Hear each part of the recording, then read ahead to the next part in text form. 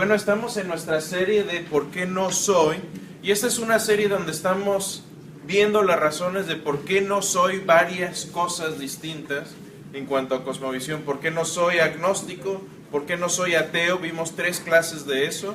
Vamos a ver después por qué no soy hindú, por qué no soy testigo de Jehová. Y vamos a ahora a seguir en esta parte de por qué no soy agnóstico. Y veíamos que un agnóstico es la persona que dice, bueno, yo no creo en Dios, no estoy seguro que no existe Dios, pero no creo en Él porque no creo que haya suficiente evidencia de la existencia de Dios. Y platicaba hace un par de días con una señora, o señorita, no sé, que se identificaba ella como agnóstica. Y me decía, es que yo no creo en Dios porque nadie sabe si Dios existe y tampoco es posible saberlo. Fíjense, no sé si Dios existe y tampoco es posible saberlo. A mí me parece curioso que la gente diga eso, porque si no sabe, si sabe que no se puede saber, mi pregunta para ella es, ¿cómo sabe? ¿Cómo sabe que no se puede saber? Esta gente debería ser un poco más agnóstica de su propio agnosticismo. Debería dudar de lo que creen un poco más. Y eso es lo que vamos a ver un poco hoy. ¿Se acuerdan? Hace un par de clases les hablaba de la importancia de las palabras y de los significados que damos a las palabras. ¿Y se acuerdan que vimos un ejemplo del juicio que tuvo Mark del benceno? ¿Se acuerdan de eso? Bueno, esto fue una compañía de petróleo, y voy a hacer un poquito al lado esto para no mojar todo. Pero resulta que, y aquí tengo, va a ser un poco de regadero, pero no importa. Fue una compañía de petróleo que hizo una perforación, y esta perforación atravesó un manto acuífero de agua potable, y sucede que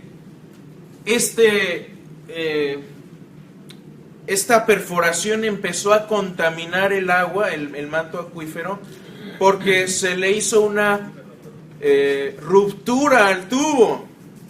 Entonces esto fue hace unos años, estaban en el juicio viendo a ver si realmente la compañía había sido negligente con su manejo de esta situación, porque no le avisaron a nadie, y durante años la gente estuvo tomando de esa agua, al punto que hubo varios, incluso niños, que se enfermaron de leucemia, que está relacionado el uso del el envenenamiento por benceno con el cáncer, con la leucemia.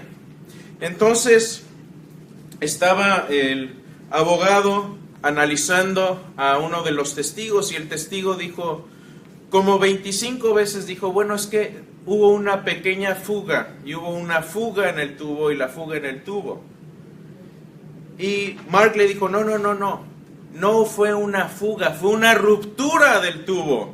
Fue una ruptura de 6 pulgadas donde estuvo el hidrocarburo fugándose al manto acuífero. Eso fue lo que sucedió. Y el otro dice, bueno, potato. Para los que unos es una fuga, los otros es una ruptura, fue una fuga, fue lo que pasó. Él dice, no. Bueno, al día siguiente hizo el análisis y trajo un globo, y en este globo dijo, ok, esto es lo que usted está diciendo. Lo que usted está diciendo es que hubo una fuga. A ver si no me baño aquí. No sé si los que están adelante. Ahí está. ¿Ven la fuga?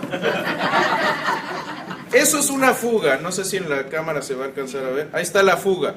Eso es una fuga, ¿sí o no? ¿Sí? Ok, vean la diferencia con una fuga y una ruptura. ¿Sí? Lo que él decía es una fuga. No se preocupe, no llega hasta allá, no es Shamu tampoco. Esto es una ruptura. Eso es lo que le pasó al tubo. Entonces, las palabras y las definiciones tienen importancia, tienen significado, y debemos tener cuidado cuando usamos las palabras. Y les decía hace un tiempo que ahora mucha gente está tratando de redefinir su ateísmo, incluso el agnosticismo, y yo estoy de acuerdo que hay varios tipos de agnóstico. El agnóstico que les describía hace un momento es el agnóstico cerrado, es el que dice, no sabemos si Dios existe y no podemos saberlo tampoco. Yo creo que sí se puede saber, y eso es lo que estamos viendo en esta serie, en esta clase. Entonces, veamos un recuento de lo que hemos hecho. Estamos viendo y evaluando la evidencia a favor y en contra, como si estuviéramos en un juicio y ustedes fueran un jurado. Y vamos a sopesar diferentes tipos de evidencia basándonos en nuestras percepciones de la realidad. Vamos a ver algunas percepciones positivas. Por ejemplo, ya vimos por qué existe el bien y el mal de manera objetiva, de dónde vienen, cuál es el fundamento de la moralidad. Vimos también por qué existe la belleza. Bueno, esto decíamos, puede ser de un lado de la balanza. La verdad es que yo creo que se cancela. Y vimos también el concepto de por qué es importante la justicia, por qué tenemos como seres humanos ese sentido de justicia tan arraigado, tan metido. ¿Por qué es importante esto para nosotros como seres humanos? ¿Por qué cuando se nos mete un carro enfrente decimos, eso no es justo?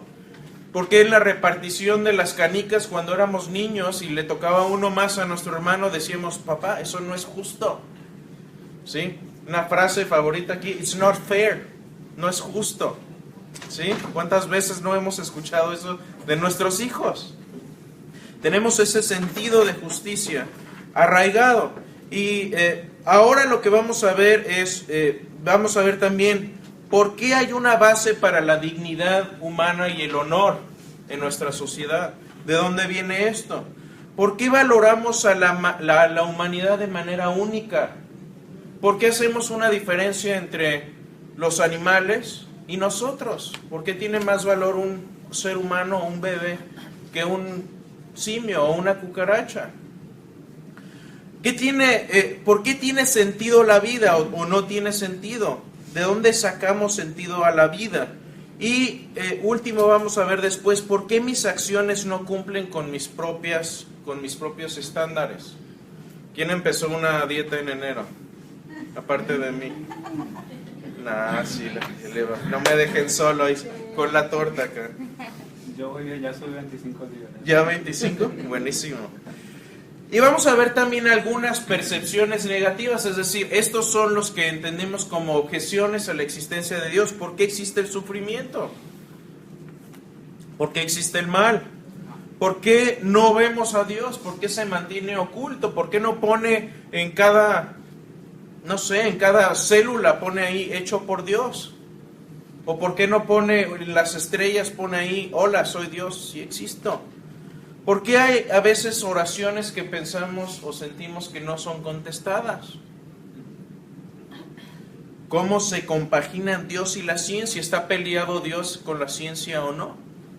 Vamos a ver esto, pero hoy les decía, hasta ahora hemos visto las primeras tres.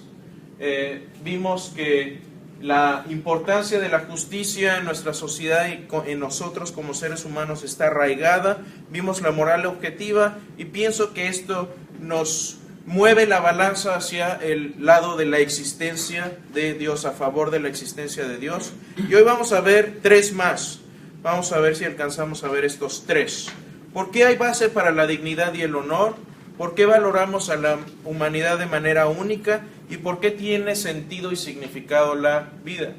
Esos son los que vamos a ver. ¿Alguna pregunta hasta acá? ¿Duda? ¿Aclaración?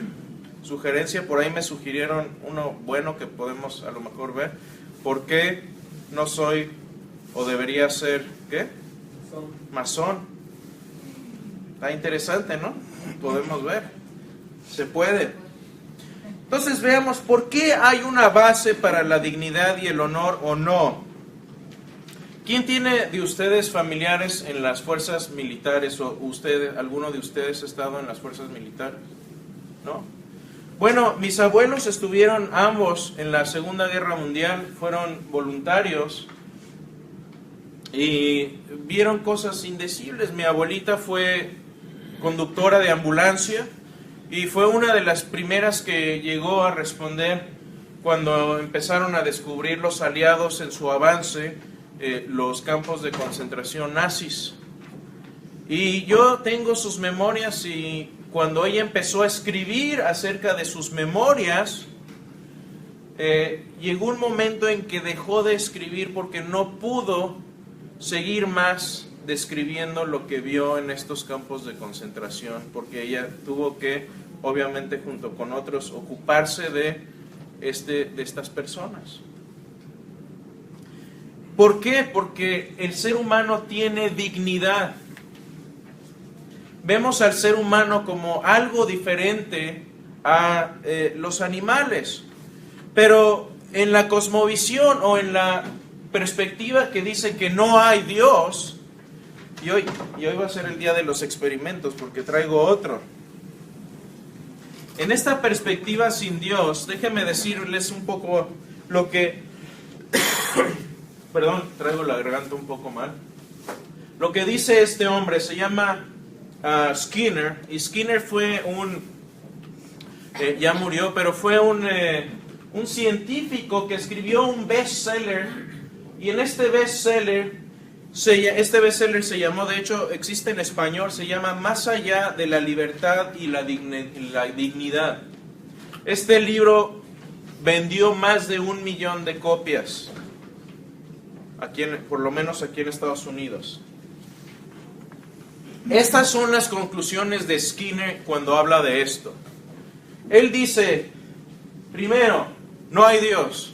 Dios no existe. Dios es una ilusión. Esa fue una de sus conclusiones. La otra fue, como hemos dicho, la conclusión lógica de él es, somos sacos de químicos. El ser humano es un saco de químico complejo, pero a fin de cuentas somos sacos de químicos.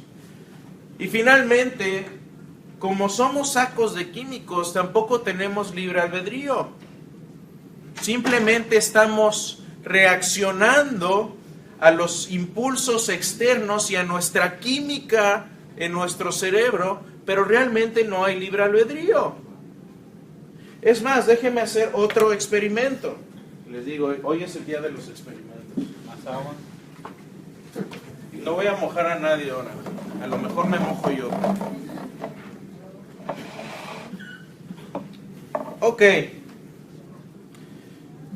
Lo que concluyó Skinner es que básicamente somos reacciones químicas en movimiento.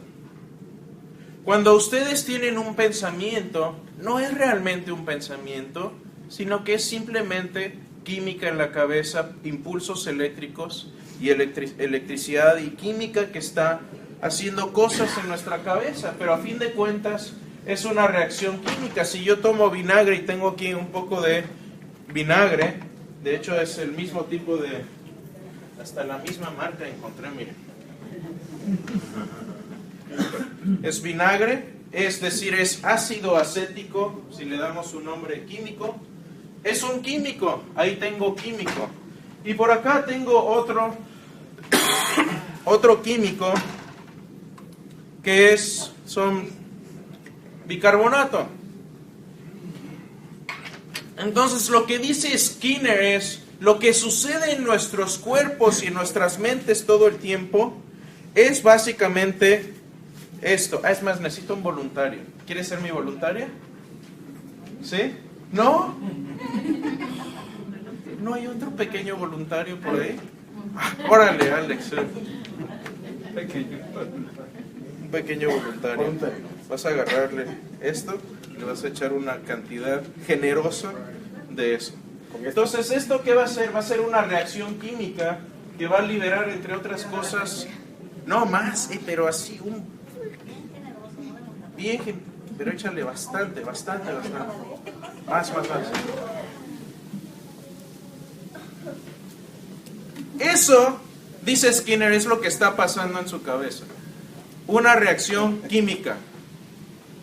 No es nada más ni nada menos que lo que sucede. Gracias, Alex. Aplauso para él. De aquí a graduación de químico analítico. No sé cómo va a limpiar esto después.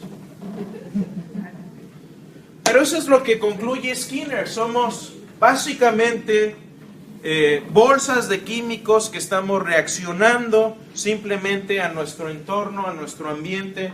Y no hay libre albedrío. Él decía que nuestras elecciones no son elecciones realmente. Ustedes en la mañana tuvieron que hacer varias decisiones, ¿sí o no?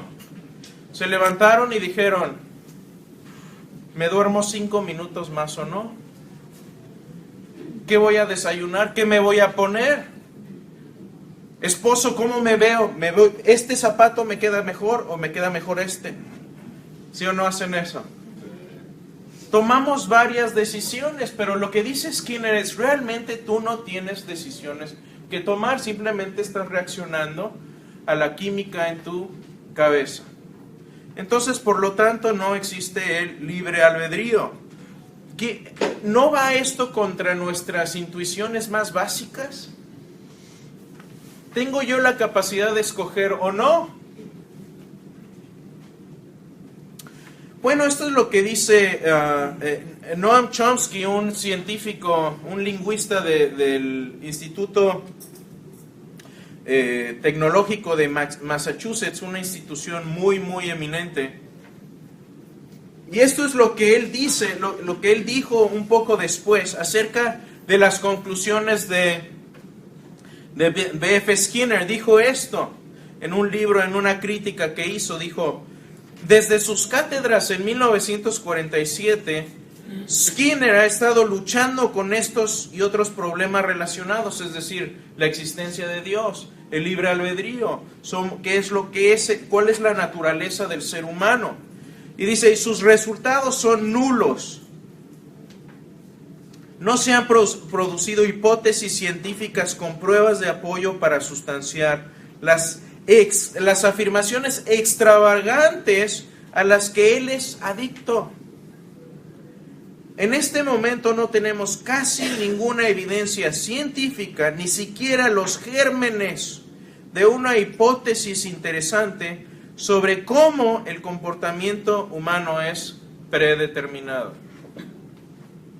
Me gusta la conclusión, dice, no tenemos ni los gérmenes de una conclusión de esto.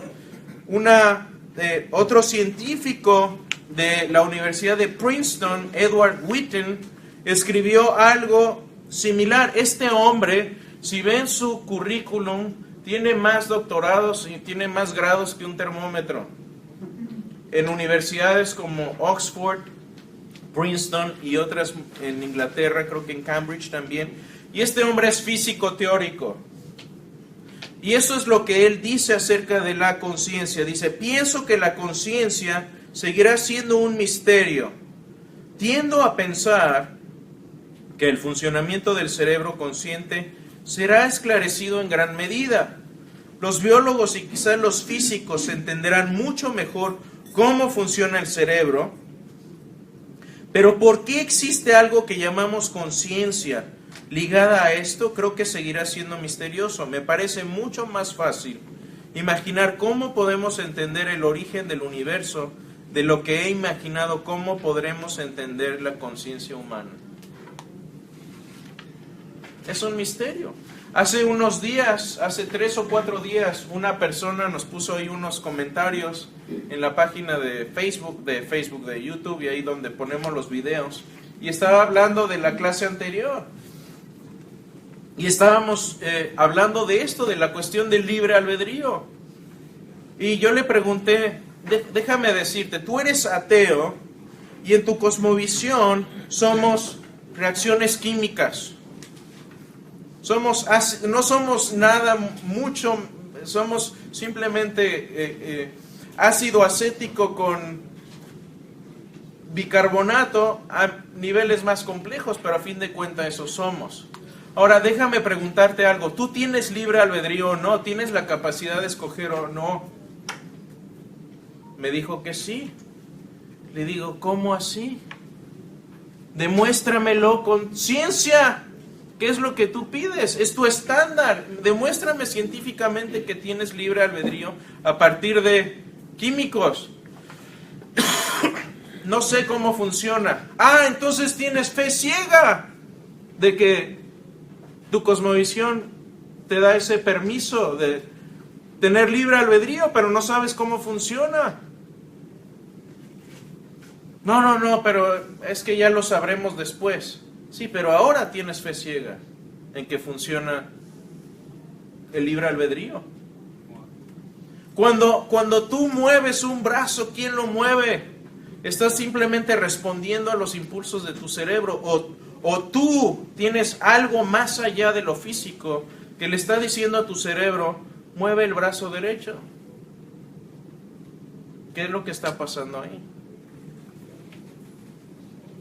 Por lo menos cuando son honestos, los ateos van a decir, ¿sabes qué? Libre albedrío es una ilusión. Es lo que tienen que concluir.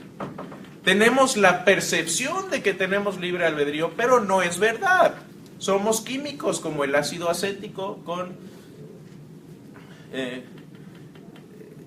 otros químicos. Ahora, César, tú estás aquí. Tú sabes de publicación de libros.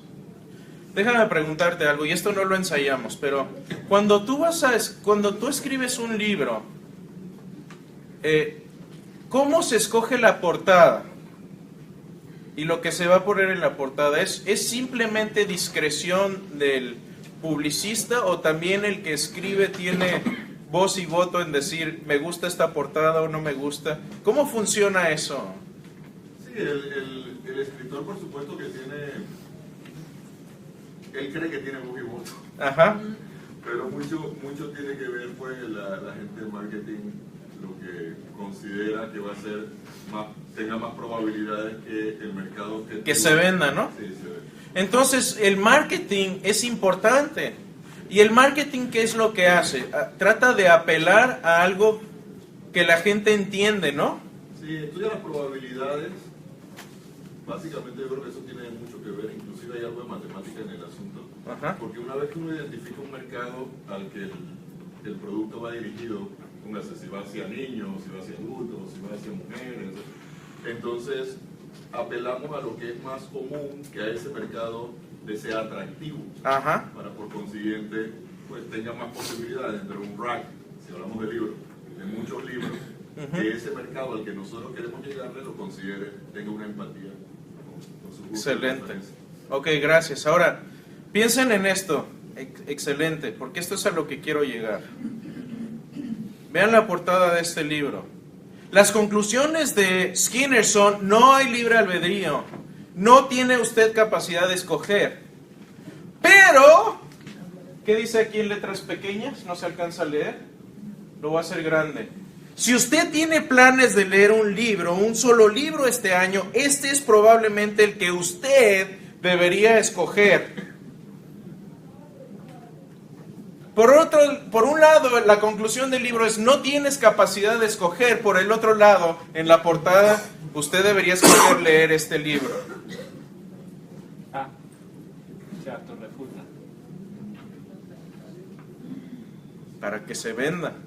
Si la gente no escoge venderlo, no se va a vender el libro.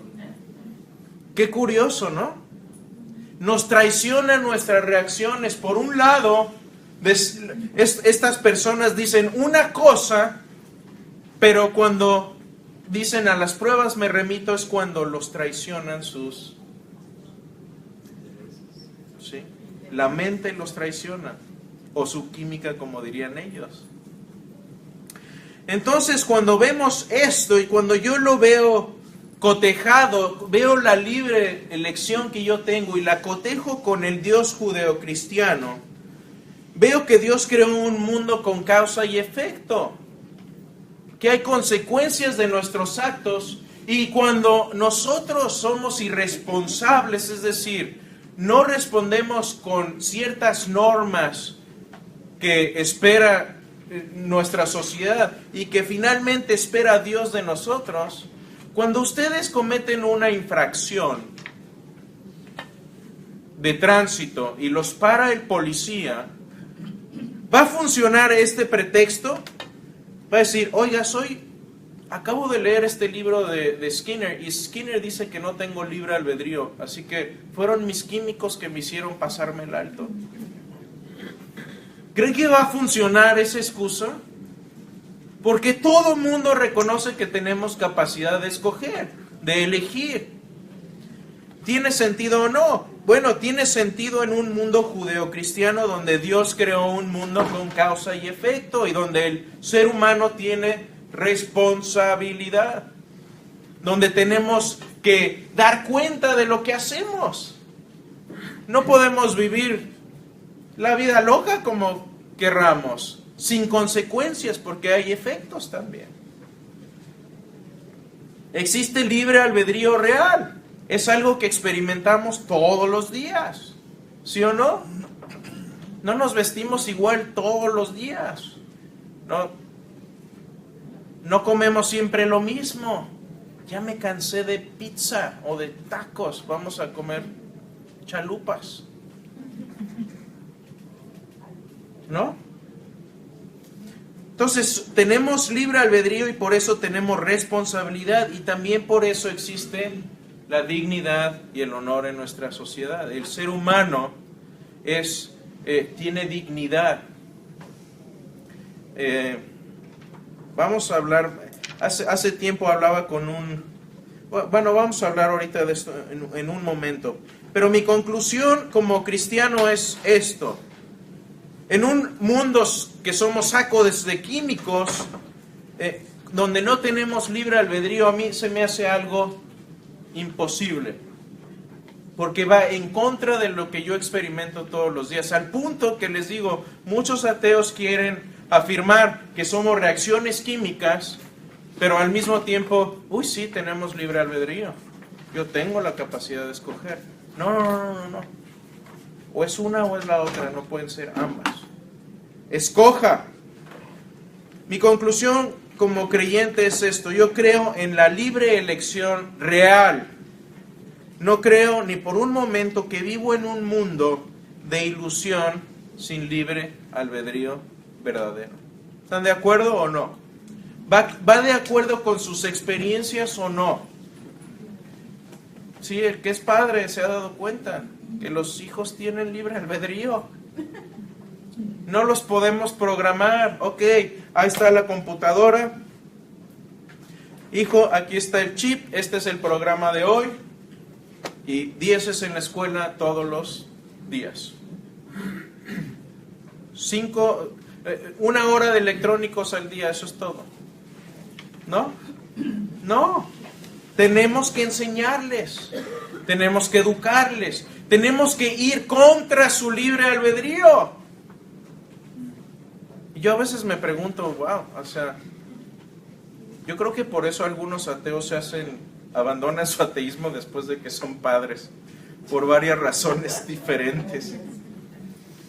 Pero por eso creo que esto es evidencia de la existencia de Dios. Hay una base para la dignidad y el honor en las personas. Ahora, veamos, ¿por qué valoramos la humanidad? Y les digo esto, se va un poco más la balanza hacia el lado de la existencia de Dios. Veamos la siguiente, ¿por qué valoramos la humanidad de forma única? ¿Por qué tenemos ese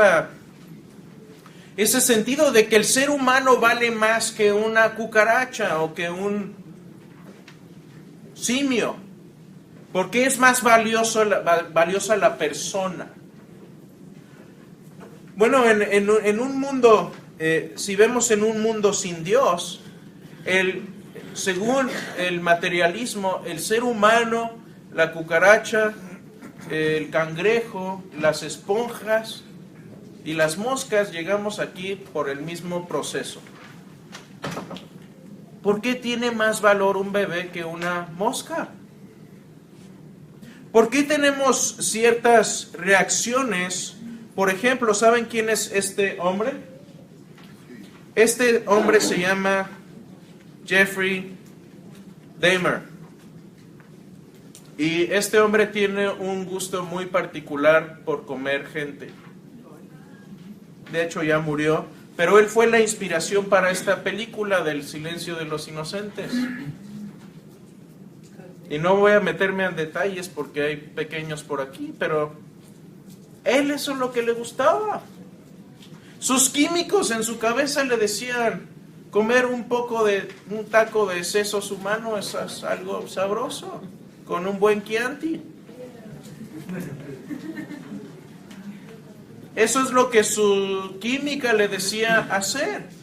Pero sus reacciones a mí me dicen que lo vemos eso deplorablemente enfermo. Y sucede esto una vez, les digo, mis conversaciones con los ateos a veces son interesantes, debería grabarlas todas, pero le decía a uno, bueno, si somos sacos de químicos, ¿por qué no te comes a tu abuelita? ¿Ven las reacciones? Y lo estoy diciendo con una cara, pero eso es a lo que lleva a esta conclusión. Y decía, no, porque no voy a hacer eso. ¿Por qué no? Porque vas a desperdiciar todas esas proteínas y minerales. Oiga, hermano, entonces, ¿por qué en China se comen a los fetos? ¿Eh? En China se comen a los fetos. Ahorita vamos a ver eso, sí. Sí, pero lo vemos como algo enfermo, ¿sí o no?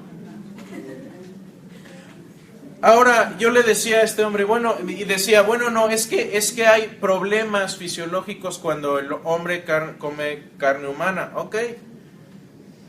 Como dicen en las taquerías, el perro no come perro, donde veas que no hay perros, ahí está bueno. Pero yo le decía, bueno, ¿por qué no se lo das, no alimentas a la abuelita, a los puercos y después te comes las chuletas? Si ven las caras que ponen. ¿Por qué? Porque hay ese sentido donde valoramos la humanidad de sentido único. Se fue la luz.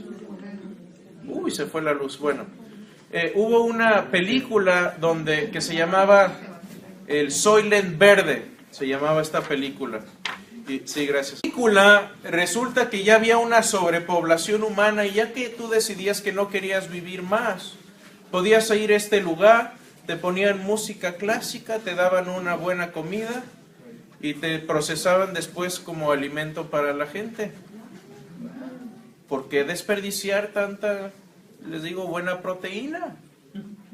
Un machacado de... Pero les digo, esas reacciones, y decía esta persona, no, es que yo no haría eso. ¿Por qué no harías eso? Ponte a pensar, ¿por qué el ser humano tiene dignidad y por qué tiene valor sobre los animales? Y una vez, les digo, platicando con un amigo ateo, me decía, no, es que no hay diferencia entre las cucarachas y los seres humanos. Les digo, ¿sabes qué? Ese es el primer paso siempre hacia el genocidio. La deshumanización del ser humano. Porque para primero eliminar a una raza completa, tienes que primero deshumanizarla. Y eso es lo que ha sucedido. Eso es lo que sucedió en el régimen nazi.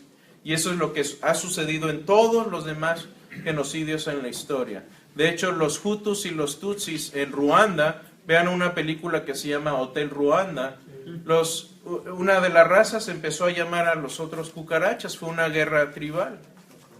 Y terminaron eliminando 10% de la población en Ruanda. Deshumanización. Entonces, cuando yo veo esto y pienso, bueno, algunos dicen, somos muy similares a los chimpancés. Bueno, déjenme decirles, se hizo un estudio hace unos años, tienen las notas bibliográficas en sus estudios, y estos simios, ¿qué es lo que hacían? Eran vegetarianos también, o sea, comían verduras y todo eso, pero ¿saben en qué consistía en algunos grupos la mayor parte de la dieta de los chimpancés? Monos. Changos, sus primos. No le veían ningún problema. Sí. Obviamente no hay luz, pero Es una si lo ven en prueba línea va a estar en línea. Mis disculpas. Entonces, ¿qué sucede? Que yo creo que las reacciones, cuando yo hablo de estas cosas de una forma tan desfachatada y veo las reacciones de ustedes, me dicen, eso es lo que nos reacciona, nuestra reacción interior es lo que nos delata. Y por eso creo que en la cosmovisión judeocristiana tenemos una explicación, porque Dios hizo a la gente de manera única a su imagen y semejanza. Tenemos esa diferencia, que el ser humano, ¿por qué es más importante? ¿Por qué tiene más valor? Porque Dios sopló aliento de vida y lo hizo a su imagen. No quiere decir que somos diositos, como algunos quisieran decir. Quiere decir que hay ciertos atributos de Dios, como el libre albedrío, la capacidad de amar, el ser agentes morales, etcétera, etcétera, que nos dan una similitud con Dios y por eso nos da más valor. Algunos dicen, bueno, es que tienen más valor ciertos animales porque tienen conciencia. Bueno, le digo, entonces duerme a tu abuelita y ponle un tranquilizante, entonces ya te la puedes comer. Porque ya está inconsciente. ¿O a qué nos llevaría eso? ¿Que la gente más inteligente tiene más valor que la gente menos inteligente? ¿Tú tienes un coeficiente intelectual de 120? ¿Vales 40% más que el que tiene un coeficiente intelectual de 100? ¿O no? ¿Cuál es la conclusión de eso? Sería terrible esa conclusión. Entonces, por eso creo que en la cosmovisión cristiana decimos los humanos tienen valor inherente aparte del animal, porque somos creados a imagen de Dios. ¿Qué más? Bueno, tenemos esto. ¿Por qué valoramos la humanidad? Creo que también es parte de la balanza. Se sigue yendo la balanza hacia el lado de la existencia de Dios. Entonces ya vimos que la moral, la existencia de la justicia, la dignidad y el honor y el valor humano único. Son 4 piezas de evidencia que hemos sopesado. Y creo que se va a la balanza. Obviamente vamos a ver después las otras, pero vamos a seguir. Finalmente vamos a ver hoy por qué tiene sentido y significado la vida. Bueno, hay algunos ateos que son honestos y van a decirte, ¿sabes? Que cuando le preguntas, bueno, ¿cuál es el significado de la vida? ¿Por qué estamos aquí? ¿Cuál es la razón de ser de el ser humano? ¿Para qué estamos aquí? Bueno, algunos dirían, no tiene sentido. Estamos aquí por un accidente simplemente y se acabó. Disfruta la vida. Y algunos dicen, bueno, tú puedes crear tu propio propósito. Y algunos tienen el propósito de hacer dinero. Otros tienen el propósito de ayudar a la gente. Pero hay quienes, como este hombre, Dahmer, que tienen el propósito de comer cerebro de gente con un Chianti. Y ese es el propósito de su vida. Para eso vivía él. ¿Y qué diferencia entonces hay entre él y una persona que dedica su vida a vivir en un orfanato, en el anonimato, ayudando a niños huérfanos? ¿Hay diferencia o no? Creo que todos estaríamos de acuerdo que sí hay una gran diferencia. Por eso cuando pienso en esto digo, bueno, si somos esta reacción química, ¿hay un gen o algo en la química que le dé significado a la vida simplemente? ¿Porque así lo decidimos? ¿Porque así lo decidiste tú? ¿Cuál es el significado, el sentido de la vida? Finalmente, en unos cuantos años ya no vamos a estar acá. En unos cuantos más ya la humanidad tampoco va a existir. ¿O se hizo la luz? ¿Sí? ¿Sí me entienden? ¿Qué significado tiene la vida en un mundo de químicos? ¿Sí? ¿Qué significado tiene? ¿Alguien levantó la mano? Acá. Entonces, cuando yo pienso en la vida de químicos y cuando pienso en la cosmovisión con Dios, pienso en un guante. Este es un guante. Y yo, por alguna razón, no sé, mi genética es medio extraña, pero tengo manos como tortas y los dedos cortitos. No, sí, pero ya se compadeció mi esposa de mí. Entonces, para mí encontrar un guante que me quede es un logro. Y déjenme decirles, encontré uno. No juego mucho golf, pero una vez fui a jugar y encontré este. Y déjenme decirles, este guante me queda perfecto. Parece que lo hicieron para mí. Ahí está. Sí, siempre acá me quedaba ahí sí como medio dedo salido. Este me queda bien. Embona. Cuando agarro el palo de golf se siente bonito, aunque no le pegue bien. Y es lo mismo que sucede con mi cosmovisión judeocristiana, que mi experiencia como persona, mi experiencia y el sentido que le da a la vida el cristianismo es muy similar al sentimiento que tengo cuando me pongo un guante que me queda.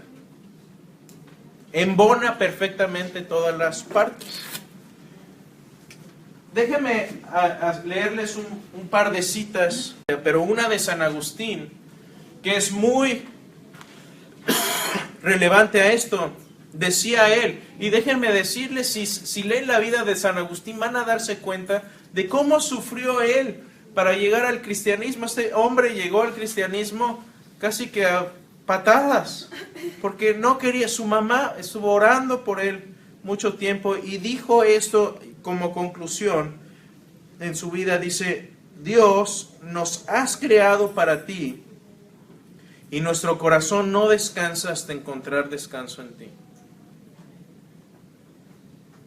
Y esto tiene sentido para mí porque he conocido lo que es no descansar, lo que es estar angustiado, pero también he experimentado la paz de Dios. He experimentado ambos lados de la moneda. Otra cita está un poco más larga del libro de Hechos, escribió Lucas. Y en el contexto de esto es que Pablo está hablando, y Pablo está hablándole a los griegos cuando va a su viaje a Grecia, y va con los atenienses y les dice esto: Dios hizo el mundo y todo lo que hay en él. De un solo hombre creó las naciones de toda la tierra para que buscaran a Dios, y quizá, acercándose a tientas, lo encontraran. Ese es el propósito de la vida del ser humano, el poder unirse con la fuente de la bondad más grande. Dios es bondad en sí misma, la fuente del amor y verdad. Ese es el propósito. Esta es otra cita un poco más larga, pero ilustra de manera muy clara lo que experimenta el ser humano. Dijo Blas Pascal: ¿qué es pues lo que proclama este vacío dentro de nosotros y ese deseo, sino el que ya ha habido de antaño en el hombre una verdadera felicidad, de la que no le queda ahora sino la cicatriz y el espacio vacío que trata inútilmente de rellenar con todo lo que le rodea, buscando en las cosas ausentes el socorro que no obtiene en las presentes? Estas son, sin embargo, también incapaces, porque el abismo infinito no puede llenarse más que por un objeto infinito e inmutable, es decir, por Dios mismo. Solo Él es nuestro bien verdadero, y desde que lo hemos abandonado, es cosa extraña que no haya en la naturaleza, que no haya nada en la naturaleza que haya sido capaz de ocupar su lugar. Astros, el cielo, la tierra, los elementos, las plantas, las coles, los puerros, los animales, insectos, terneras, serpientes, fiebres, pestes, guerras, hambres, vicios, adulterios, incestos. Y desde que ha perdido el verdadero bien, todo puede parecerle igualmente bueno, hasta su propia destrucción, aunque tan contraria a Dios, a la razón y a la naturaleza a la vez. Está hablando del suicidio. Los unos lo buscan en la autoridad. ¿Qué tal las pláticas de política en Facebook?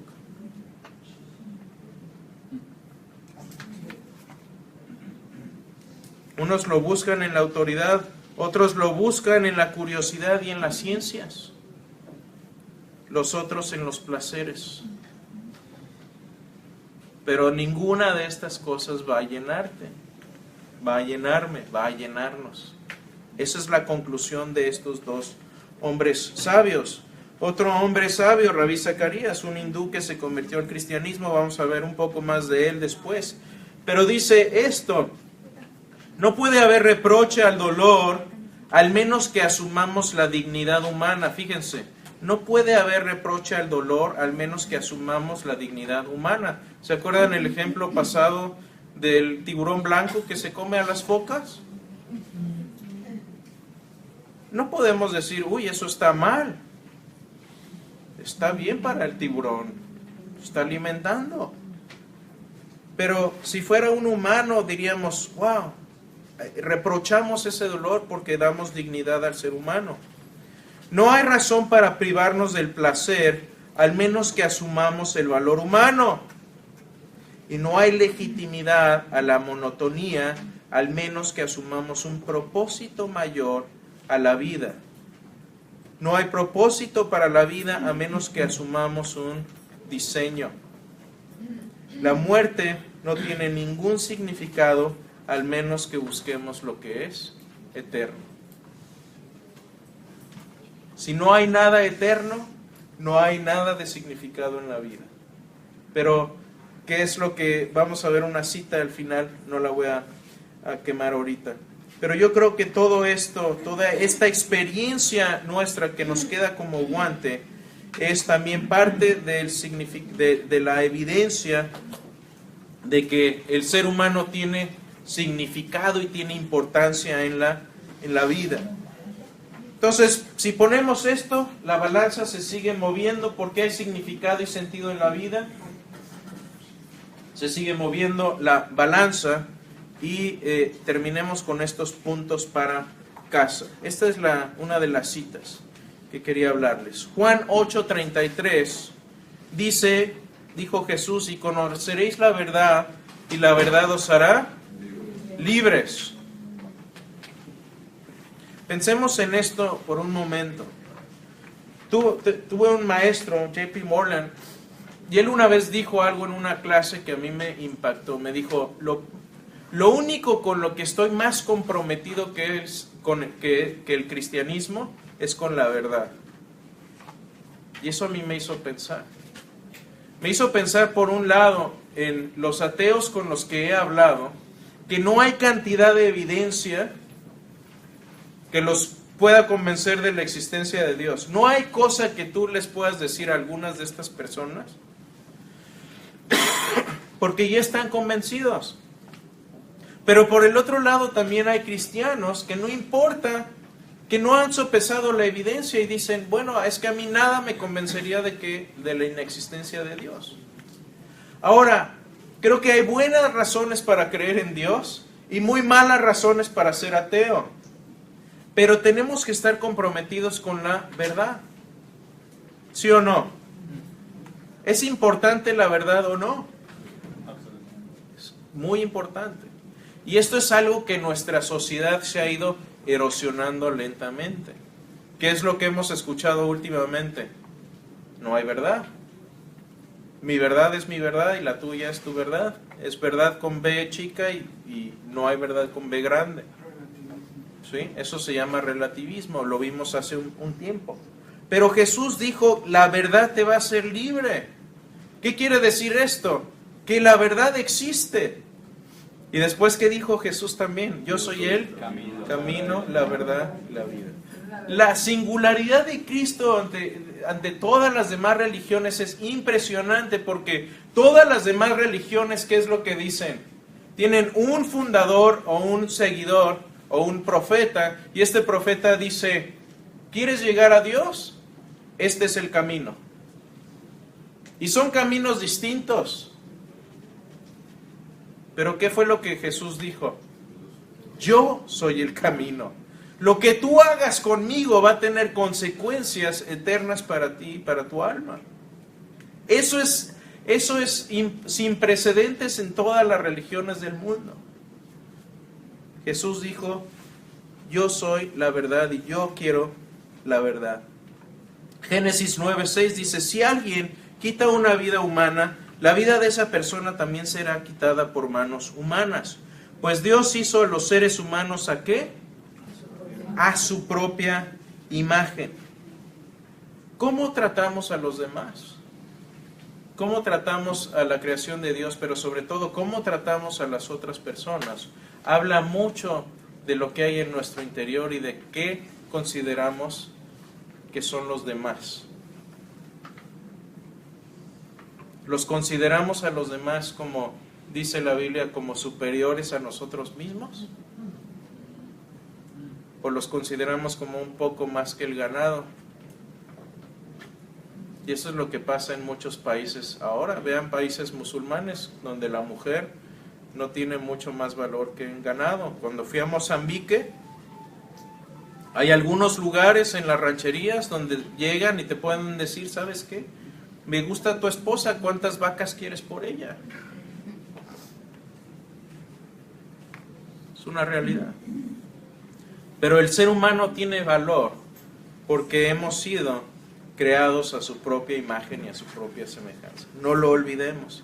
Y finalmente, ¿por qué tenemos ese sentido de la eternidad dentro de nosotros? Bueno, Eclesiastés 3 lo dice. Dios todo lo hizo hermoso en su tiempo y ha puesto la eternidad en el corazón de nosotros. Ese sentido de eternidad está en nuestros corazones. Por eso hay películas y escritos y libros como El Principito que nos mueven. Porque es ese anhelo de eternidad que tenemos dentro, de querer trascender. Y no es miedo o pánico a la muerte y imaginarnos castillos en el aire. Es un sentido que todos tenemos.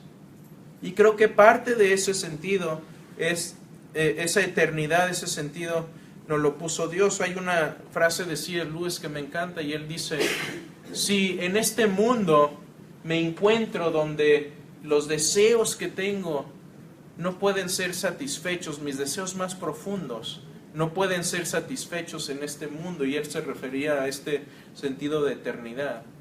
O sea, no hay nada en este mundo que puede satisfacer esa necesidad, a lo mejor fui creado para otro mundo. Y creo que ese es el sentido de eternidad que tenemos dentro de nosotros. Entonces, con Dios, la vida tiene sentido y significado. Por eso yo prefiero caminar con Él y por eso no soy agnóstico. Amén. Déjenme orar.